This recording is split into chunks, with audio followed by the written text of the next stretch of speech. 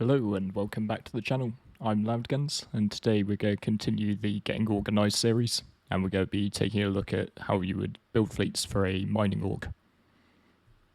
So if you haven't seen the previous episode of this, we did one of these for a exploration and science focused organisation. This is really just a theory crafting exercise to see how you would construct fleets for 5, 30 and 100 person organisations.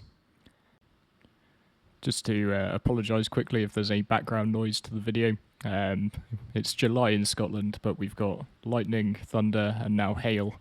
And unfortunately, that's scaring next door's dog. So sorry if there's any barking and strange noises in the background. So definitely worth saying that these fleets just built on my own personal views, based on what I've read, my views of the game, and discussions that I've had with people in our community. And your views might differ. I really hope they do. So if you've got other ideas, or you think there's things that I missed or left out, ships that I didn't consider, please feel free to get in touch. Let me know in the comments down below what you would have done differently, because I think that discussion is what's really great about this sort of stage of the development and the theory crafting that we can do. The one thing I'd say is that we need to think about building fleets for the game that we expect rather than the game that we have. So we need to factor in things like, the universe is going to be an awful lot bigger than Stanton. And so considerations like fuel, etc., will have to play a part. And also, I want to be clear, I'm not encouraging anyone to go out and buy loads of ships. If anything, I think sort of the point of doing this is to remind people that you maybe don't need as many ships as you think you do, and to really drive home that sort of the important factor is really people as opposed to ships. You can buy all the ships in game, so you don't need to go pledge crazy. But what is really good that you can do at this stage, with the persistent universe that we have, is build those relationships with other people. Form your org, join an org, so that you have the people to work with when the game goes live. To that end, there's a link to our Discord just in the video description down below. So please feel free to pop in and say hi. We do a bit of everything, so you'll always find people to play with if you're sort of solo or in a small group, and you fancy joining our community. Also, final little shameless plug from me before we go onto the fleets. If you are sort of new to Star Citizen, maybe considering picking up a package, then I'm just going to flash my referral code up on the screen. If you pop that in when you create your account, just get you a bit of extra starting cash, and it helps me out too.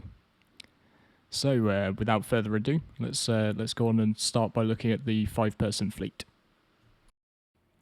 So I did warn that some of the fleets were going to be quite small, and the one that I've picked out for a 5-person org is only actually 2 ships, the Mole and the Starfarer. My personal belief in terms of org and fleet construction is that you should be laser focused if you're small, and then as you get bigger you should branch out and you should maybe take sort of more roles within the value chain. So in terms of mining, the most important ones are sort of extraction, actually getting the minerals that you want from the rocks, and refining.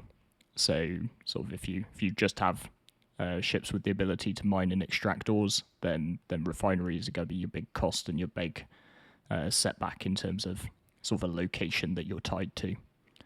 Having your own refinery ship would mean that you would be able to sort of potter out into the black, into some asteroid fields, etc. And you'd be able to sort of have a base to basically refine anything that you find, so you could stay out a lot longer. And it would also make you less predictable, so you don't have to sort of necessarily base yourself around a space station with a refinery on it, which pirates could be camping. You can do your refining out in the middle of nowhere. The Starfarer also sort of benefits you in that regard by being a refueling ship. So in terms of sort of getting yourself there and back, because you need to get back to a major market to actually sell and cash in your chips, that Starfarer could sort of probably reserve one of its tanks to give you enough fuel to make sure you can go out and come back. Some people might question why the mole as opposed to 4 prospectors, which you could arguably do with the same amount of crew. And I think that's symptomatic of maybe having been in Stanton too long, and not thinking about the wider sort of end game. So the big advantage I see the mole having is range. So it's got 2 medium fuel tanks versus the prospector's 2 small, and it's got 1 medium quantum fuel tank versus the prospector's 1 small. So the range on the mole is going to be far superior. You're not going to have to be stopping to refuel so much. You're only going to have 1 ship to refuel as opposed to 4. We also need to factor in things like upkeep cost, which admittedly, CIG haven't provided all of the detail on yet.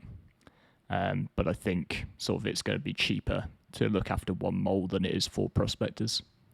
And the final thing to consider is how things are going to change once we have ship refining. So once you don't have to do the trips back and forth to a refinery, in which if you're running a mole at full capacity, 3 people are sat around doing nothing for that trip, so it's very inefficient. If you're just making a quick drop off to your refinery ship, and then you're carrying on mining, I think the game becomes, how quickly can we do this? How quickly can we mine? Can we extract? Can we get onto the next rock? So I think really with those changes, multi-crew will come into its own. It's an added benefit for longer trips. You've got the kitchen area, and you've also got sort of bunks for 4 people. So it's quite an efficient way to have all those facilities. I only hope that they give us back our dining table in the mole. Particularly when you're just a small group of mates out there in the verse, it's important to have those RP moments, like sitting around the table for a breakfast burrito. So scaling up to a 30-person org, this is where you can feasibly get your fingers into a few more pies to own more of the value chain of mining. And you can also sort of push up and go into some larger ships. So focusing in on the larger ship first, let's take a quick look at the Orion. The Orion is a mining capital ship, currently in concept, so we haven't got this one in the game just yet. But it comes with a full array of facilities to chew up rocks and turn them into sellable material. So it's got tractor beams, lasers. It's probably going to pull in asteroids almost whole, crunch them up inside, and then it's got an onboard refinery to turn them into the finished product. They haven't stated the carrying capacity for ore, but I would expect it to probably be into the thousands. And because you should be able to filter as you go, this is the thing which is going to stay out for hours on end, and if not days, and just chew its way through asteroid fields. For a ship of its size, it is ginormous, but its crew capacity is actually very low at 7. I could see that going up, maybe as the ship progresses. Sort of CIG have a bit of a history of ships growing as they get closer to release, as they realise they need more space to add more things in. But compared to combat capitals, for example, it's far less crew intensive. Due to its mass, though, the Orion will be space-bound. It won't be able to go down into atmosphere, so it will be very much just chewing through the asteroids. By having incorporated some other ships into the fleet for if you want to maybe go down to a planet or a moon and exploit deposits down there. So we've got a couple of moles and a couple of prospectors. And I've also included a Freelancer Max, because that ship can fit 2 rocks inside it. So if you want to get into some of the gem mining as well, if you found a particularly good spot for that, then you've basically got all bases covered as far as mining goes.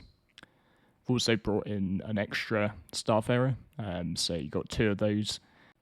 They've hinted that there will be different types of refining process, which will maybe require different setups. So having 2 Starfarers will allow you to have them set up in different ways so that you could specialize in different types of ores and minerals.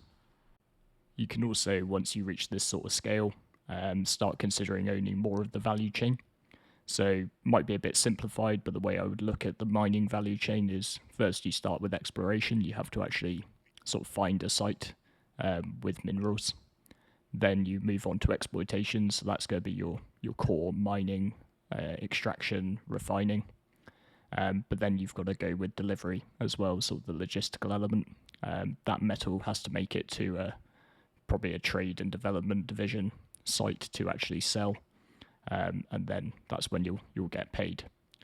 So with your increased numbers, you can start owning more of that, so you don't have to pay to other people to supply you with that information or to provide the logistics to get your cargo to market.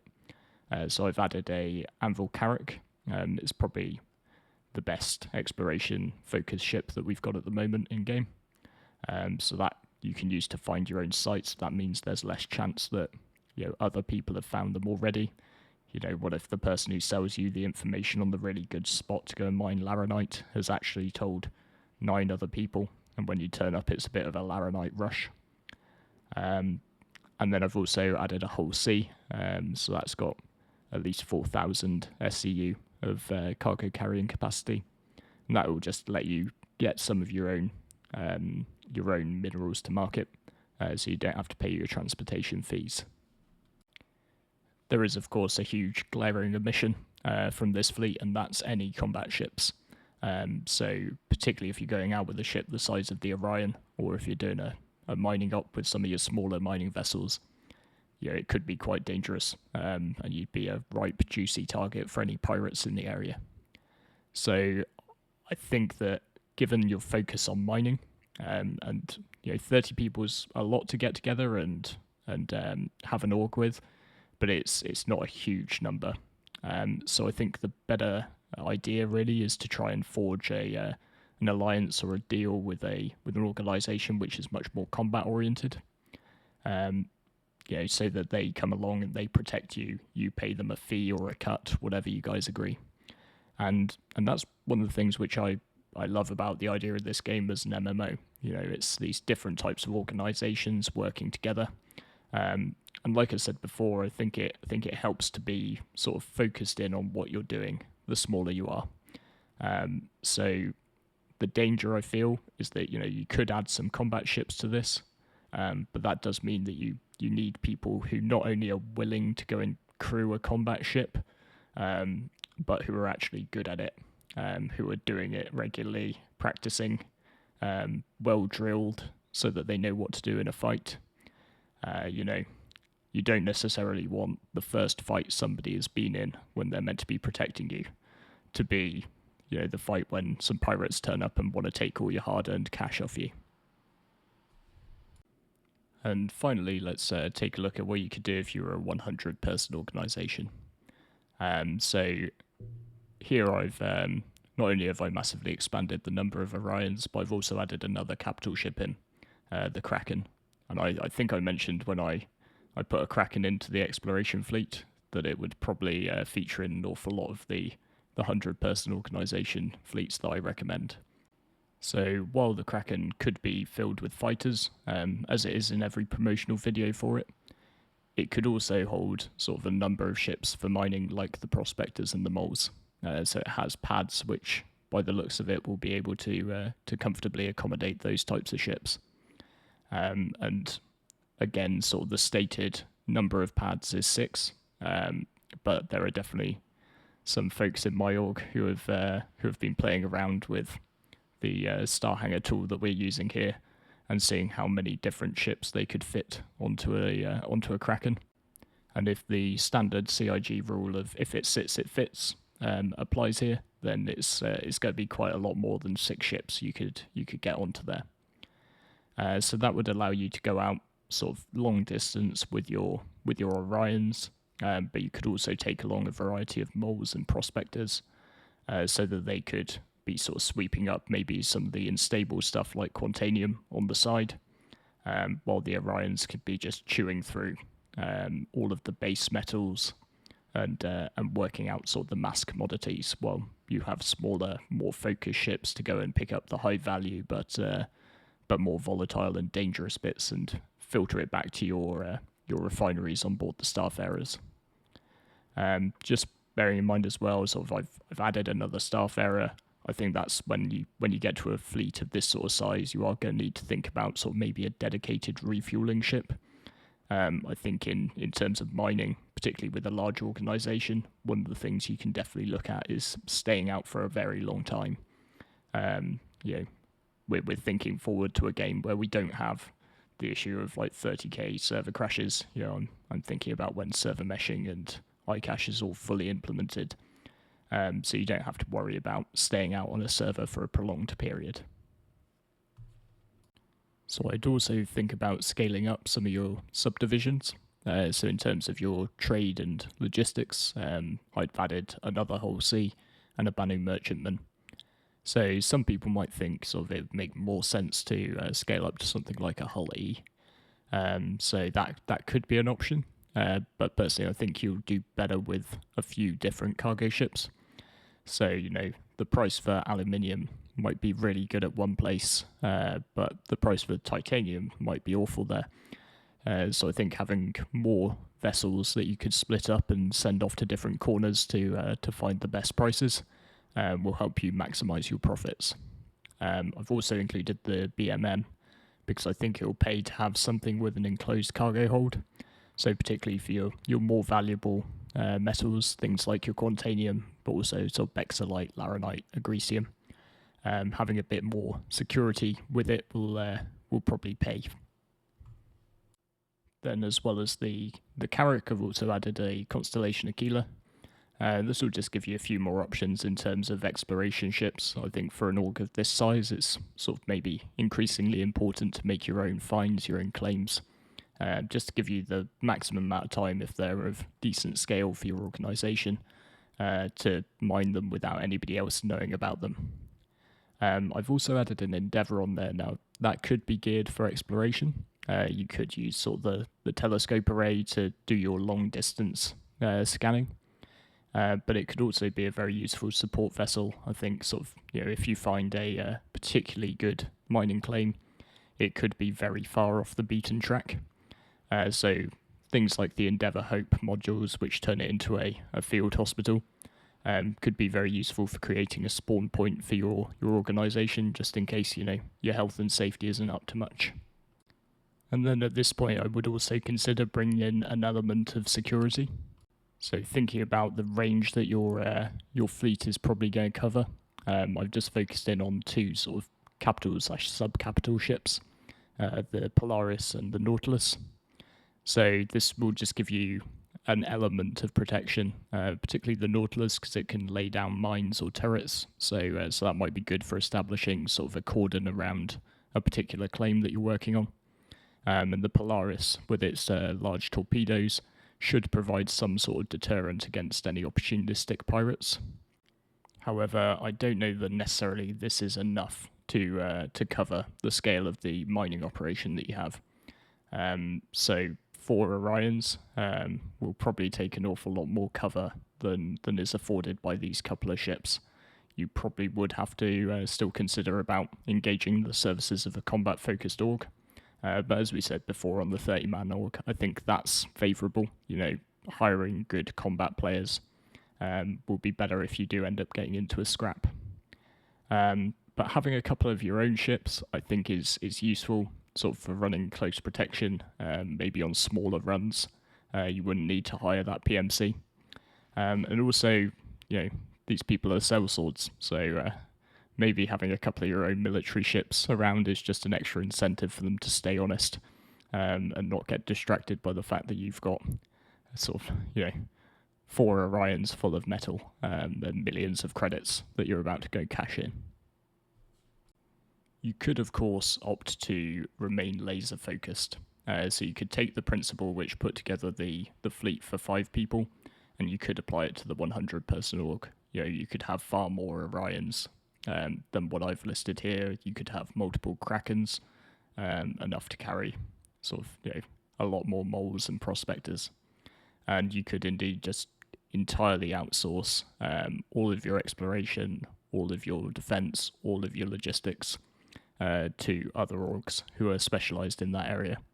But I think probably once you get to 100 people, you will have people with a variety of interests, and having more roles for people to do might sort of maintain that interest over time as well. Sort of not everybody is going to want to crack rocks day in, day out. even if that's the central focus of your organization. So thanks for watching all the way to the end. I hope that provided some food for thought, and I really hope that it's just the start point of a discussion, as opposed to, a definitive, this is what I would do, and I don't want to hear anybody else's opinion. I'd love to hear other people's opinions. That's what's interesting to me, really. And of course, as well, one thing that I have maybe skipped over is that there's potentially a lot more to come. So I've incorporated ships which are in concept, which we have information on, as well as those which are already in game. But there could be more concept ships coming, particularly for mining. The refinery sort of aspect is very much focused around Starfarers in terms of the fleets that I've put together. But we know that CIG have promised us a small refinery ship. And indeed, there could be sort of larger ones or more specialized ones than the Starfarer. One thing that sort of stands out is that mining ships currently go Prospector, small, Mole, medium, and then they jump to the Orion at capital size. And that might be because the Orion, even though it's a capital, has a very low crew requirement. But I do think there's a decent spot in there for CIG to put out a large mining ship. One thing I would personally sort of love to see is an alien mining ship from Gatak, the new manufacturer that's been announced. And I wonder as well if there's space for a mining carrier. So the Kraken makes its way into a lot of the fleets that I come up with because of its versatility, because it's the carrier, because it sort of allows a lot of those short-range ships to operate over a much longer distance. But what if you had a carrier with a refinery on board with pads sort of for prospectors and moles? I think that could make an amazing mothership for a mining organization. Of course, this is one of the problems with theory crafting, particularly for a game like this. Once you start going down the rabbit hole, there's no way to tell how deep it is. So I guess we'll just have to have some flexibility and see what CIG throw at us and adapt the fleets as we go.